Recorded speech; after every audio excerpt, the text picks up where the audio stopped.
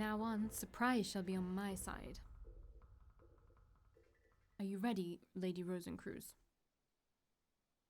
And I need to fucking do that. Okay, good. I love moving and then the bottom of my fucking gain just switches to lower or higher.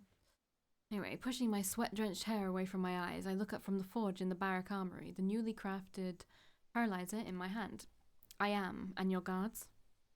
They're eager and raring to go, but where? Since they are not taking the fight to us, we shall take the fight to them. Garion and I lead the guardsmen in the barracks down the length of the corridor. I've got cat hair in my mouth, man. It's just annoying. Before long, we hear the clanking of mailed boots on stone floor, growing louder with each passing second. Not long now. We enter a cavernous hallway midpoint between the barracks and my study, and almost exactly at the same instant the surviving party of assassins does as well. There she is, get her! Guards, charge!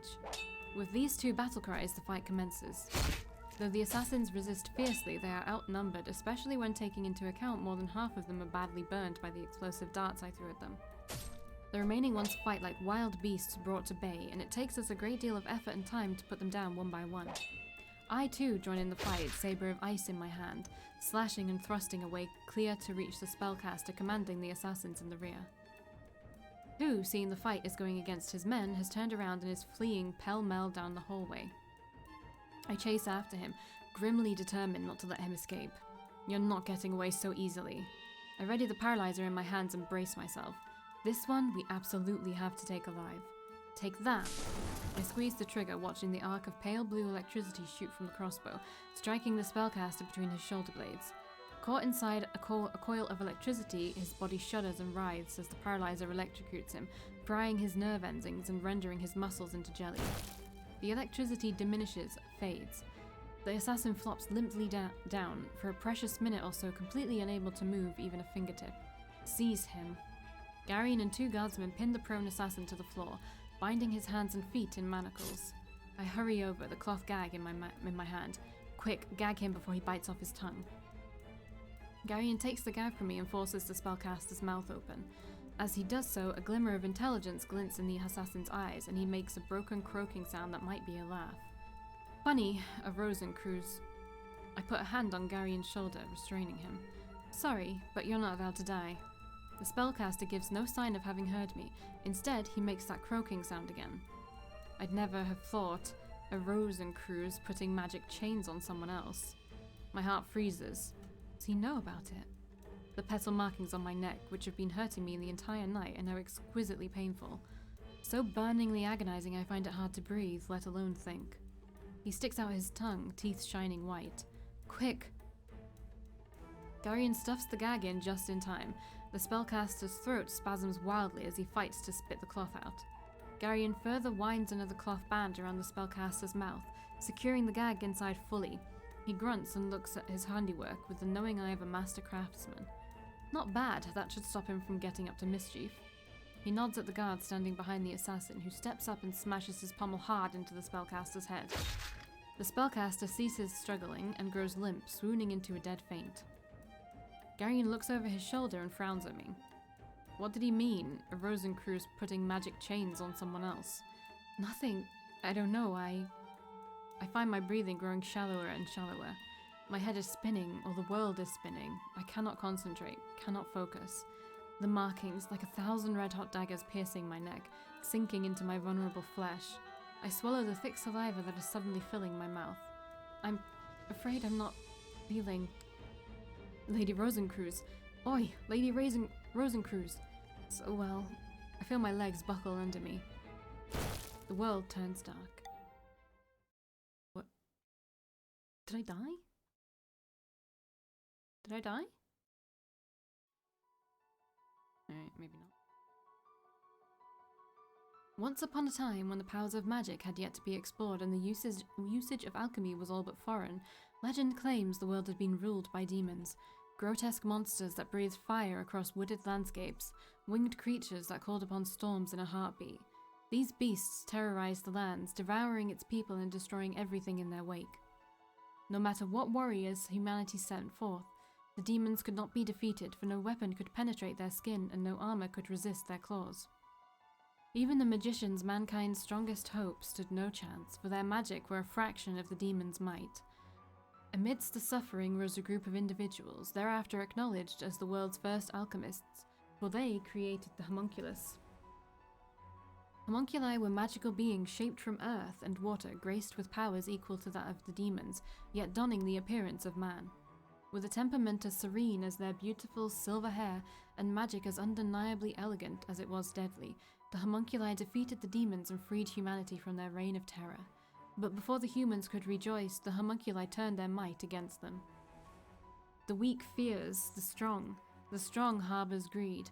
The homunculi saw no opponents to their strength and began to conquer human armies and rule over the people. While the homunculi captivated the eyes with their immortal beauty, their pride would end up shutting many forever, as the methods they employed to torture the ones who slighted them were cruel and often resulted in death. For even the smallest offense, they bound their victims on the cross, killing them, staining the wood with dark blood. Humanity would come to give those homunculi the name of Rosenkreuz. Ooh. Is my character a homunculi? Homunculus, rather. Homunculi is the plural. Still, there existed hope. In a world where everything was neither black nor white, just as there was no being purely good or evil, there was some Rosenkreuz, tired of the endless wars and incessant fighting. These Rosenkreuz took pity on the humans and made a deal with the world's first alchemists. They shall defeat the homunculi's tyrannical rampage and place a magical restraint on each of them, so there will never come a time where a Rosenkreuz will abuse their magical capabilities again. But in exchange, I assume they meant Rosenkreuz there as well. But in exchange for this, the alchemists have to vow to protect each and every Rosenkreuz from the vengeance demanded by humanity for all time. The oath was spoken. The magic was cast, placing magic petals on each of their necks, destined to flare and burn away their life force each time a Rosenkreuz uses their powers. The homunculi's natural connection to the magic stream was severed. The Rosenkreuz now aged and passed like the rest of mankind, overthrown from their immortal rule.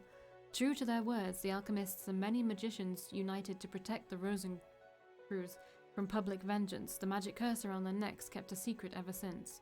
The era of peace finally came. Okay.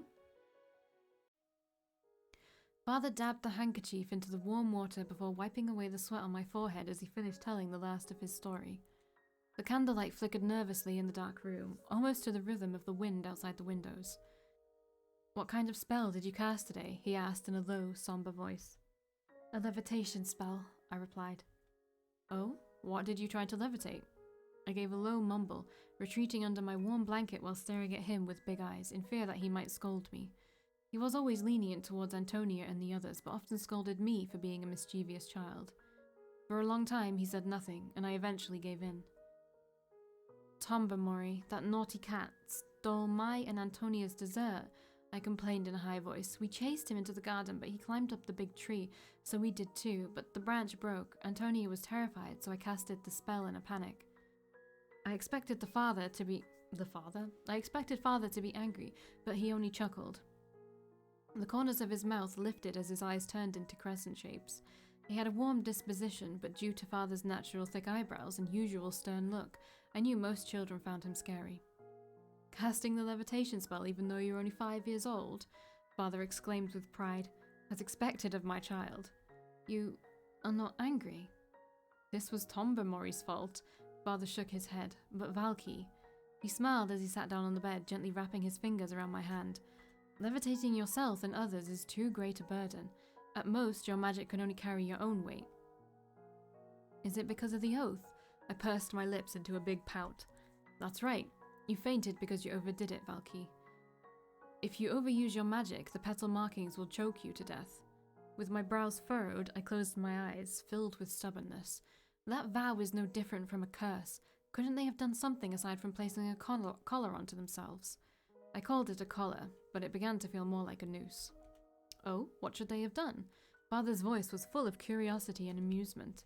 "I don't know. They could have promised to never do anything bad again." Father laughed loudly while lifting his hand, smoothing out the crease between my brows. "Valkii, good and evil is nothing but a person's perspective. Such an oath is full of loopholes and would never work."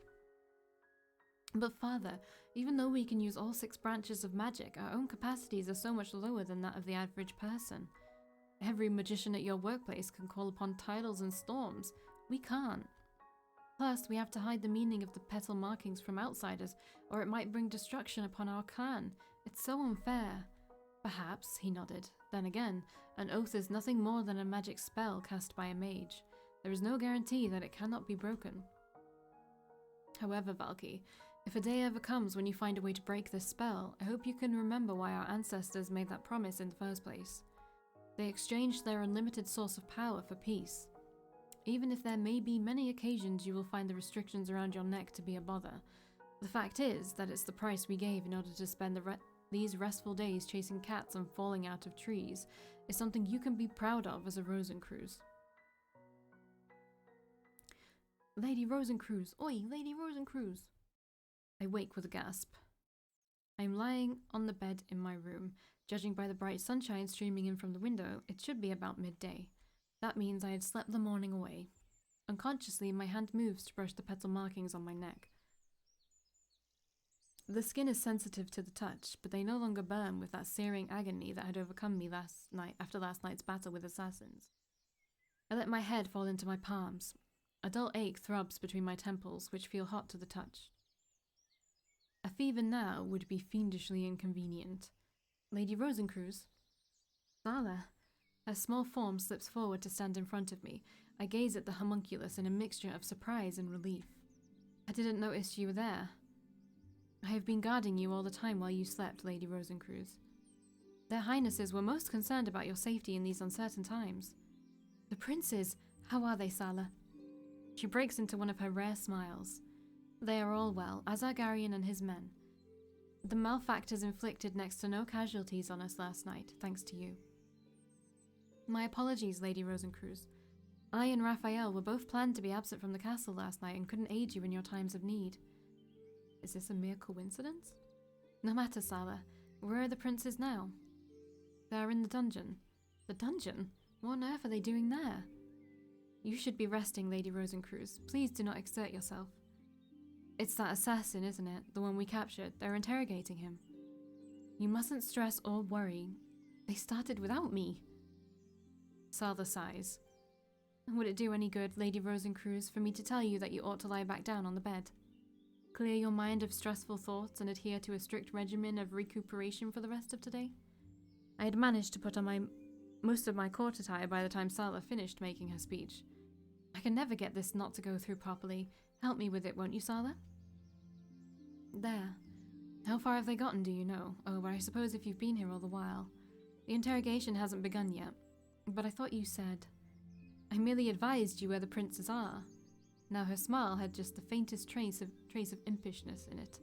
For the sake of your peace of mind, their Highnesses and Garion agreed not to initiate the process of interrogating the prisoner without you. However, they do wish to keep a close eye on him to make sure nothing untoward happens to him in captivity. Very sensible. I do not suppose there is anything I can say to convince you to return to bed. I shake my head, returning her smile. In that case, please allow me to escort you to the dungeon, Lady Rosenkreuz. Thank you kindly, Sala. I like Sala. In a much happier state of mind, I follow Sala out of my room and down the staircase in the direction of the palace dungeon. Clapped him in irons. It's good that he can't bite off his own tongue, on the other hand. I do say, Aurelius, don't give him ideas. I can hear the sound of the princes arguing even before I step into the dungeon. By the time I have made my way down the last flight of stairs, I can distinguish the words being spoken. Enough! Or shouted. It's rare to hear Seren raise his voice, although it's certainly not the first time I encounter his firm attitude. Aurelius makes an excellent point. As we waste time, the assassin may come up with more tricks. I don't mean to be anxious, but we should check on dear Valkii. Better than regretting it later. I'll send one of my men at once. No need. The prison is silent the moment I speak up. I nod at the pair of saluting guards as I stroll into the main cell of the dungeon, where, according to Sala, the captured assassin is held. Manacles on wrists and ankles. Good. Haggard and dazed, that means the paralyzer has not yet entirely worn off. Even better. Mouth, however, not gagged, hardly ideal. It requires immediate rectification. I hold up the strip of cloth I had requisitioned from a linen-laden maid from palace housekeeping. I've been devoting a considerable amount of time the past few weeks planning what to do with an assassin if I were to capture one. Lady Rosenkreuz, you're quite well, thanks, and how are you? Trying hard not to smirk in the stunned silence, I walk over to the prisoner, force open his mouth and shove the makeshift gag in. Then I tie another length of cloth around his mouth, binding the gag firmly in. A temporary solution. We'll have to watch he doesn't try to suffocate himself by swallowing the gag. At that moment, the half-comatose assassin groans audibly. He slides his back up the wall, his head swerving left and right, almost as though he's trying to refuse something, or someone. Oh, not again. What's happening? We don't know. It seems that once or twice every hour he would be seized by a fit of agitation, which passes as quickly as it comes. Maybe we ought to remove the gag. Perhaps he is trying to tell us something. I won't advise it. Nothing worth hearing. The princes are right. During these fits, the prisoner talks pure gibberish, at considerable volume and length. Our attempts to interrogate him have been uniformly fruitless. They only seem to aggravate the severity of these attacks, which are getting more severe in any case. At this rate, I doubt the prisoner has long before he ruptures a blood vessel inside his head. Have you tried questioning him in between these seizures? We did, but he never made any reply. Is that the after effect of the paralyzer? No, he understands the questions we put to him, you can tell from his eyes, but he refuses to cooperate. I was advocating the use of more enhanced interrogation techniques, but the princes... Garion, we need to keep him alive at almost any cost. That means no sharp or potentially lethal instruments in his proximity with which he could commit suicide. Or be forced into committing suicide. I still say we rough him up a little. Can't afford to take the risk. Not even a little. No. Have it your way. If I may get a word in. The bickering, to my surprise, stops immediately. Everyone turns to look at me. The usual remedy to disobedient prisoners is, I believe, the truth serum. Will it work? We had considered the truth serum, but we thought the mastermind's domination of the prisoner would block the effect of the serum. You're right, the standard truth serum does no good in a mind control case. But there is a special variant of the serum, tailored to override the effects of mental domination of the subject. Wonderfully convenient. Be a dear and make it one at once. I'd like to. Unfortunately, the process of its manufacture is somewhat involved. First, I must learn as much as possible about the mind-controlling spell. Only then will I be able to come up with an appropriate formula to counter it. How long will it take? 2 weeks, minimum. We stare at the prisoner. My kitten yawned. Bless her. His fits had passed while we were talking, and he is panting heavily. Beads of sweat mingled with blood roll from his temples down his chin. His face is bloated and very red. I had no idea it could be so difficult to stop a man from ending his own life if he is so determined. Even if we somehow manage to keep an eye on him every single instant, we'll have to force feed him to stop him from starving. He won't last 2 weeks anyway. He doesn't look like he'll last 2 hours. There is a way to secure his physical cooperation. I briefly hesitate, wondering how to make the point without stirring any suspicions about the Rosenkreuz, widely known but little understood gift. Are you perhaps referring to the Judgment Ring? You've heard of it? I have read of its use in some historical works, but I had the impression a Judgment Ring is enormously difficult to create, and the recipe a closely guarded council secret. That's right. The Judgment Ring is an artifact that requires not only a sophisticated mastery of alchemy, but also a great deal of primal magic to craft. The difficulty and expense associated with making it ensures its extreme rarity. The Judgment Ring is used almost exclusively by elite members of the Council's garrison to apprehend the most notorious and dangerous criminals of the continent. The amount of magic needed to craft the ring exceeds by far the limit that I, or any member of the Rosenkreuz clan, can safely use. Indeed, it exceeds the magical capabilities of most mages in Eskia. Thankfully, 3 of the most talented Eskia mages are here in the dungeon with me. So it is, but I am an alchemist of the High Council, and I know how it is made. So, can you make it? Well, I need to get the princes to make the Judgment Ring for me, but how can I do so without arousing their suspicion about the secret Achilles heel of the Rosenkreuz? I don't know. You can learn? Tell the princes there's an opportunity to learn. The school mastery side of me takes over, and I assume a pedagogic aspect. Pray tell, have the months of my royal tutoring had any effect on the three of you? You're assuming I listened to you in class. Rather a generous assumption, I fancy. I have been wondering if I ought to set you three an examination. Well, consider this it. You mean you want us to make the judgment ring? It will be challenging, to be sure, but it shouldn't be beyond your abilities or your knowledge. It is an opportunity to learn and hard to come by. Is that so? Aurelius doesn't sound like he believes my reasoning. Admittedly, this isn't the best time to be worrying about something like studies. We do not know exactly what is involved in making the ring, but I do. The judgment ring requires fire and water to create it, wood and light to bind it to the mind of the caster, wind to restrain the movement of the person it is used on, and darkness to hide that person from physical and magical sight. And between the three of you, you have all 6 branches of magic needed to craft, bind, and inflict the ring on our friend here. And as to the precise steps of this process, not to worry, they're all in here. I tap my temple. You have, let's see, the entire evening to revise your magical studies. Tomorrow, I shall examine you on whether you have been applying yourself the past few months. If we do not have a judgment ring ready to be used by the end of next day, all of you will get a failing grade. That sounds fair, I suppose. I shall look forward to the test. At least it's good to know what we've been learning is going to be useful. I accept. So Aurelius still doesn't believe my reasoning. At least he agrees. Well then, I clap my hands together. You know, I'm gonna save, but go back to choose the other one, just to see what would happen, honestly. Tend to be exhausted. A good lie must be as close to the truth as possible. I do know how to make it. Oh? Okay, well, let's go with this one. I swallow and sway ever so slightly, as though the very thought of crafting a judgment ring is threatening to overcome me where I stand. If only... I let my voice trail off wistfully and gaze into the distance. Forcing my lips to curl into a small smile, I say, in a brave but tremulous voice, I am an alchemist of the High Council and royal tutor of this kingdom. It is my duty to make the judgment ring, and a Rosenkreuz never shirks their duty. The expected clamour of protest bursts out from the audience. Are you quite certain, my dear fellow? You look deducedly tired and like you could use a rest. Duty is one thing, foolhardiness is another.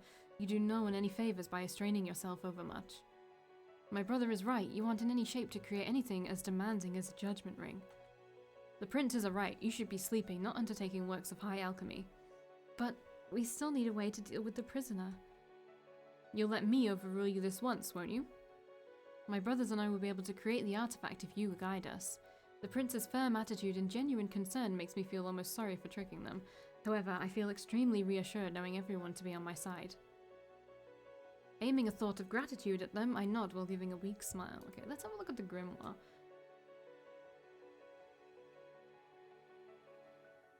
Daily life. Oh, Saren, I don't feel like it's gone up that much. And none of these are a thing. I'm very confused. Oh, this is daily life. Others. Beauty, charisma, oh, this is where we find out what he needs. Okay, I get it.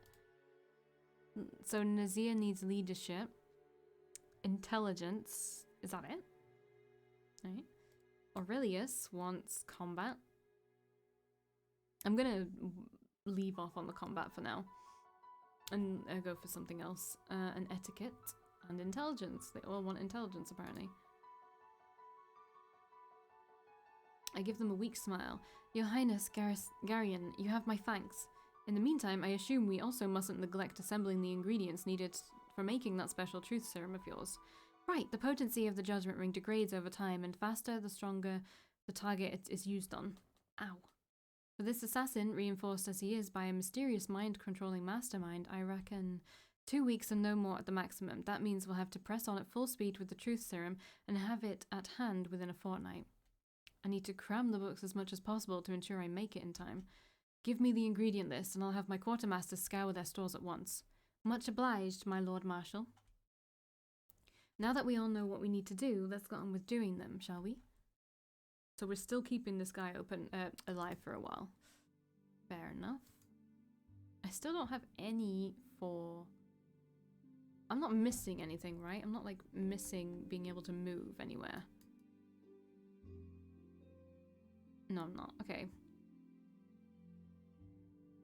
Right. No more combat. We will replace it with intelligence.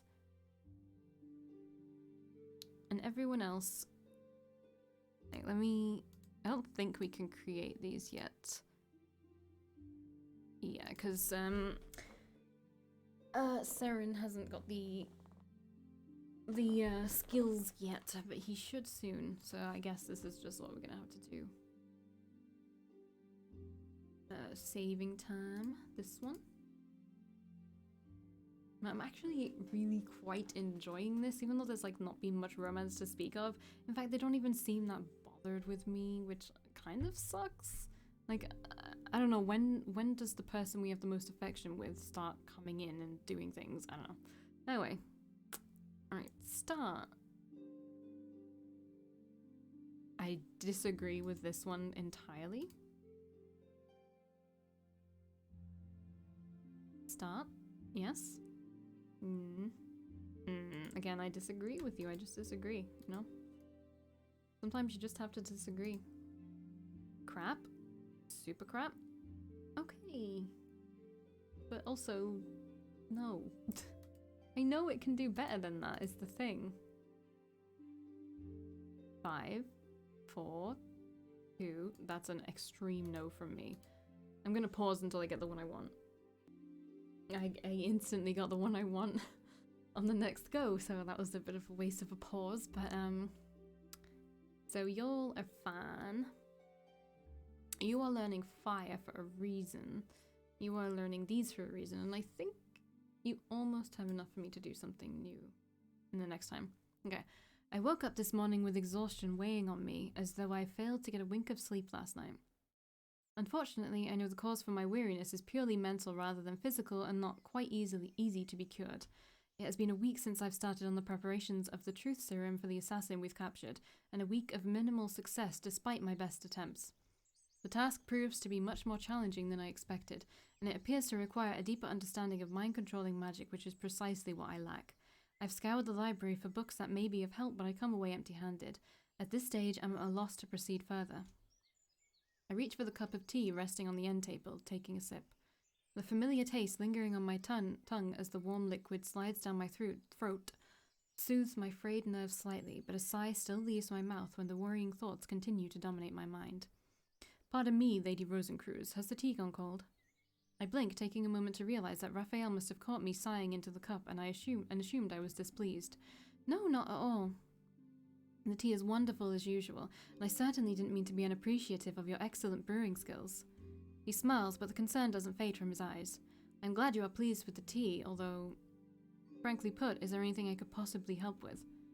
I doubt Raphael can lend a hand with this matter, but perhaps fueled by the relief to be able to share this burden with someone else, I find myself briefly explaining to him the problem I've been struggling with. About the mind-controlling magic used to restrain the captured assassin. It should be accurate to say that the mastermind is certainly wielding a power entirely different from the norm. He should be what we're calling a deviant. Sadly, deviant magic users are very rare, even more than the Rosenkreuz. The High Council has them, but none of their abilities are similar to mind controlling. His brows draw together as he ponders over my words. I'm sorry, I wish I knew more about this kind of magic. Please worry not. I appreciate your concern and willingness to listen. He nods, but the crease between his eyebrows remains. On second thought, while I may not be of any assistance to you, I can think of two who might. Who might they be? Prince Seren and Harris, Lady Rosenkreuz. While neither of them know mind-controlling magic, they are users of light magic, which is also connected to the mind. Perhaps they will have some insight to offer you on this topic. It's a brilliant idea. I'm ashamed that I didn't think of this before. Thank you, Raphael. A delighted grin spreads across my face, and Raphael returns my smile. It was my pleasure. Eager to give this a try, I make sure I'm presentable as quickly as I can manage and head out of my room. Acutely aware of the limited time I have before the lesson with the princes, I can only seek out either Seren or Harris. I must make a choice between the two. Who should I try to speak to? Obviously the guy who we barely get to spend time with. Plus intelligence. That's like plus 5 intelligence, right? I think so. I think so. Maybe not. I'm not sure. Hey, perhaps Seren will have good insight. He has displayed an impressive aptitude for light magic after all. Remembering Seren's fondness for the library, I make my way there in haste. Luck appears to be on my side today, and I spot his figure in the room, half hidden behind a massive bookshelf. He senses my approaching, and as I draw closer, he steps out from behind the shelf. His eyes meet mine, and the corner of his lips tug upwards. Good morning, Your Highness. Good morning, Lady Rosenkreuz. It's certainly a pleasant surprise to see you here at this time of day. Is there a particular book you're looking for? Actually, I was looking for you. Looking for me? His eyes widen a little before darting away from me. It could just be my imagination, but I could swear I see an almost unnoticeable flush rise to his cheeks. I see. How may I be of service? If you may recall, I'm trying to concoct the truth serum to be used on the imprisoned assassin. Seren's face grows solemn, and he gives a curt nod of his head as a glint of concern enters his eyes. Yes, have you encountered any troubles? Unfortunately, I've been racking my brain for a solution, but to no avail. The truth serum must be able to break through the mind-controlling magic long enough for us to retrieve answers from the assassin, but this is where I've been struggling. I'm afraid I simply don't know enough about mind-controlling magic to perform this task. A frown graces Seren's forehead, his lips pressing together into a thin line. I see. If I'm not mistaken, rather than a simple mind-controlling spell, it should be the work of a deviant magic user, is it not? Correct. There is indeed a great lack of recorded information about the ins and outs of deviant magic. It sounds like a considerable challenge. Indeed, thus I'm hoping you could impart some wisdom on this subject. I would be most willing to share my knowledge of deviant magic I have with you, but I must admit it isn't much. Not necessarily deviant magic, Your Highness. I'm thinking of your light magic. It's Raphael who reminded me of the slight similarity between light and this kind of deviant magic. Of course, the elements are vastly different, yet they're both somewhat connected to the mind. Perhaps you might have an insight on how the deviant magic controls the assassin's will. I stare at Seren in hope. He falls into deep thought, occasionally murmuring a few words under his breath that I can't make out. His brows knit together and tighter, until eventually he meets my eyes again with regret. I sincerely apologize, Lady Rosenkreuz. I don't have the faintest clue. I'm more adept in powers of communication with my light magic, but not so much affecting the minds of others. The strongest feat I'm capable of is creating illusions, but I suppose it's not the same as mind-controlling deviant magic. He hesitates as if reconsidering his words, then continues after the small pause.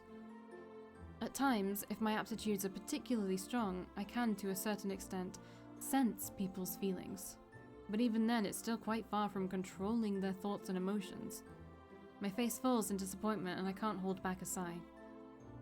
Upon noticing my reaction, Seren apologizes again. He seems a bit bothered by the fact that he couldn't give me the answers I seek.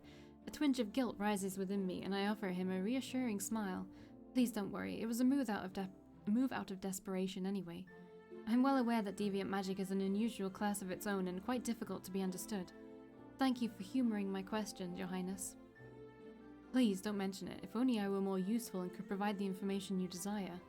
I'll continue trying and searching for other solutions. I'm sure I'll overcome this obstacle somehow. Well, I won't keep you from the company of books further. I'll see you at our lesson soon. Seren gives a small bow, the gentle smile returning to his lips. I look forward to another fascinating class with you today. I take my leave, my mood much lower than when I arrived, but I quickly suppress the discouraging thoughts plaguing me. No, I won't give up. I will figure out this truth serum, and I won't rest until I do.